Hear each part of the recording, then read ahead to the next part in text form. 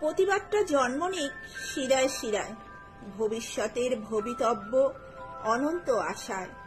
এ আগুন কি নেভানো যায় জল কামানে?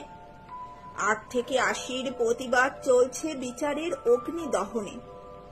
রাত দখলের অতিমানে আত্ম অভিমানী, দিকে দিকে ছড়িয়ে পড়েছে প্রতিবাদের বাণী। শোরগোলে কখনো কোথাও একাকী নীরবে সয় মরণ যন্ত্রণা। মা বাবার খালি বুক 10 লাখে ভরানো যায় না।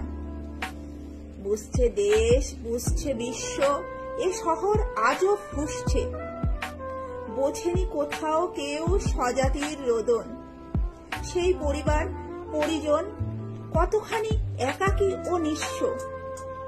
তোমারও আছে ভয় হারানোর ক্ষমতা, তাই তো দমাতে চাও জনরোষের তীব্রতা। সময় এসেছে এখন সঠিক বিচারের। শাস্তির দাবিতে গর্জে উঠেছে আওয়াজ। তীব্র, আরো তীব্রভাবে বাড়ছে ক্ষোভের প্রকাশ।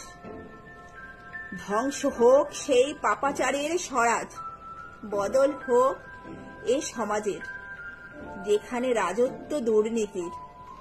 বদল হোক সেই সমাজের যা দিতে পারে না সুবিচার।